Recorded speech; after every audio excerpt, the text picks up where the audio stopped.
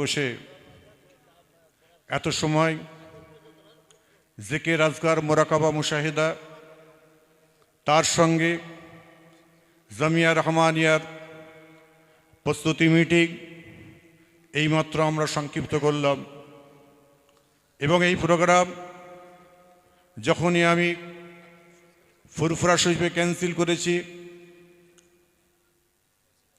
সেই সঙ্গে সঙ্গে 1-1.5 ঘন্টার মধ্যে আমি বার্তা দিয়েছিলাম এই প্রোগ্রাম জামিয়া রহমানিয়াতে হবে ইনশাআল্লাহ।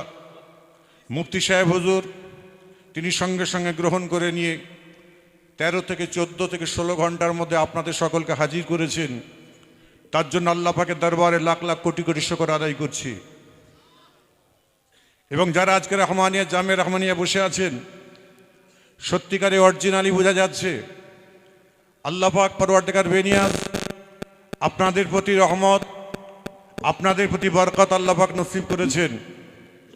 এবং এটাও জানবেন যে আল্লাহ পাক পরওয়ারদিগার বেনিয়াজের দরবার শরীফে আজকে জামিয়া রহমানিয়াতে বসে আছেন, রসুল পাক সাল্লাল্লাহু আলাইহি ওয়াসাল্লামের ঘরে বসে আছেন।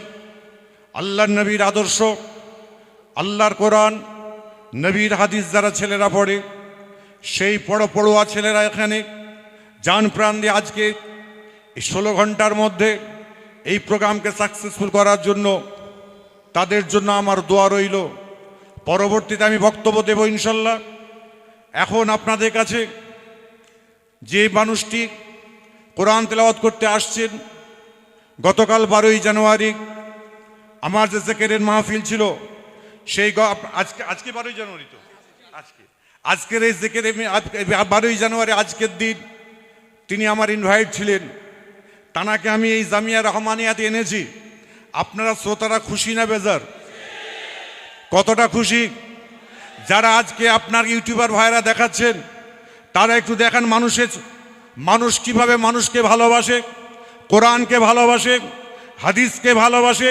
আমি তাদের ইউটিউবার ভাইদের বলবো যারা আজকে এইটাকে সম্প্রচার করছেন, ডাইরেক্ট লাইভ করছেন, তাদের দৃষ্টি আকর্ষণ করব এই আজকে জামিয়া রহমানিয়াতে একটা প্রস্তুতি মিটিং। এবং আমি বলার জন্য আলা হযরত পীর শেজলা হুজুর কেবলা রহমাতুল্লাহ আলাইহির স্মৃতির উদ্দেশ্যে জামিয়া রহমানিয়াতে আজকে জিকিরের মাহফিল ও দোয়ার মাহফিল।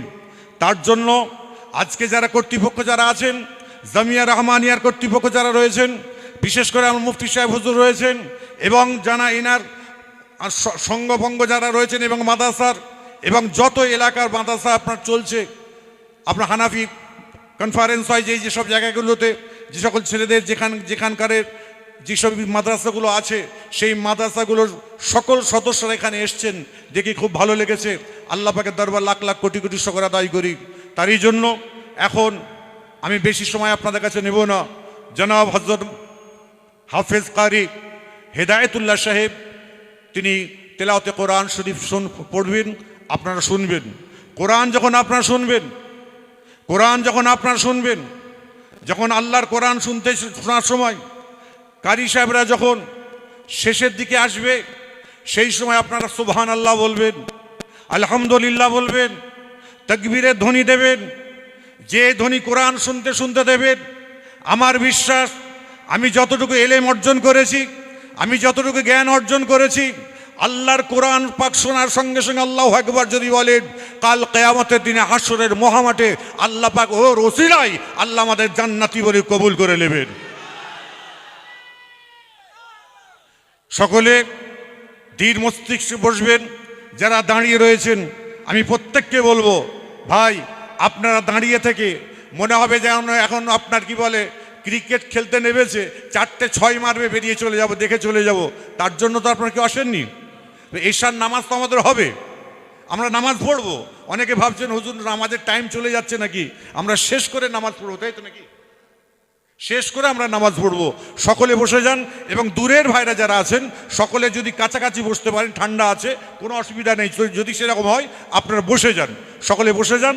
এখন হাফেজ কারি হেদায়েতুল্লাহ সাহেব তিনি কোরআন তেলাওয়াত করবে। আপনারা মধুর বাণী কোরআন শরীফ আপনারা শ্রবণ করুন। তারপরে 2-4টে কথাবার্তা বলবো, দোয়া করে দেবো ইনশাল্লাহ। আমিও আপনাদের কষ্ট দেব না। আল্লাহ হাফেজ, আসসালামু আলাইকুম। এবং কারি সাহেব উনি উর্দু জবানে দু চারটে কথাবার্তা